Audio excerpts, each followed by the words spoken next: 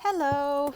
I am really excited for today's story. It's called Stolen Words. And so when I was at the actual school working, I used to read this book quite a lot with a student, and we really enjoyed reading it together. So again, it's called Stolen Words, written by Melanie Florence. She came home from school today, skipping and dancing, humming a song under her breath, clutching a dream catcher she had made from odds and ends, bits of string, plastic beads, and brightly colored feathers. Her glossy braids danced against her shoulders, swaying with her, black as a raven's wing. Has anybody seen a dream catcher before? Maybe you've made one, maybe you've seen one, maybe you have one in your room. Grandpa, she asked, clutching his hand, spinning under his arm before dropping it again. How do you say grandfather in Cree?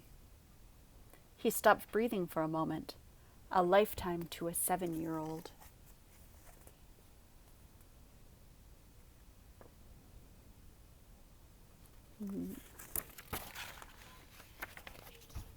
He looked down at her sadly. I don't remember, he answered. I lost my words a long time ago. A frown clouded her face. How do you lose words, Grandpa? She asked. They took them away, he answered. She thought for a moment. Where did they take them? She asked.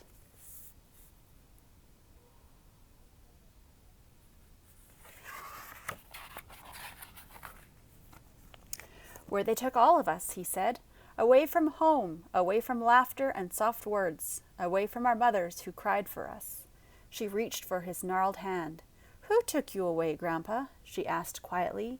Men and women dressed in black, talking to us with words we did not know, he answered.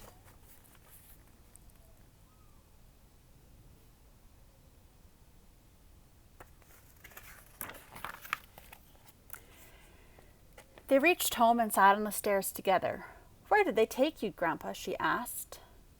Away to a school that was cold and lonely, where angry white faces raised their voice and their hands when we used our words, he answered.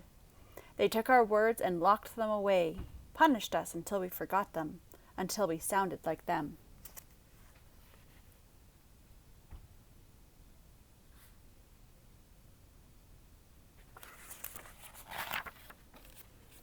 Harsh, sharp words, so different from the sound of our beautiful ones.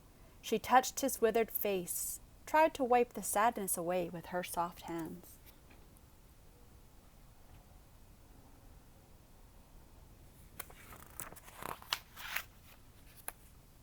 She looked down at her lap and handed him the dream catcher that she had made for her room. You take this, Grandpa, she said. Maybe it will help you find your words again. He smiled at her, his granddaughter, and touched her innocent face, a face that had never known hard words or raised hands. He smiled and kissed her head.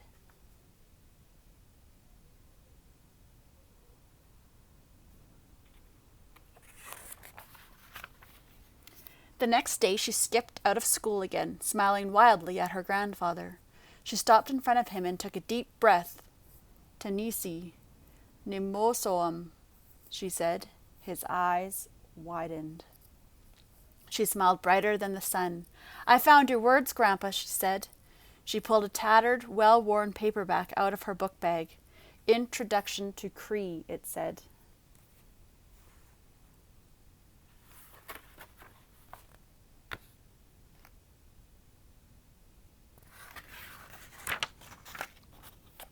My teacher helped me find this for you at the library. He reached for it, his hands shaking, opened it, feeling the soft, much-loved pages under his finger. Nosium, nosisium, he whispered. Granddaughter. The word felt familiar in his mouth. It felt like his home, like his mother. See, this is him as a young boy. He turned the pages of the book carefully. Masinhakian, book. He turned another word after word. Pekisquiwani. His words. Pages and pages of them. He looked at his granddaughter, his nosisum. Thank you, Taniki, he said.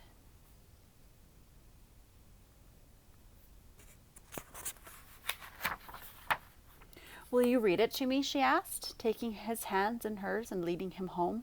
Will you teach me your words? His heart danced as he nodded, holding the book against his chest.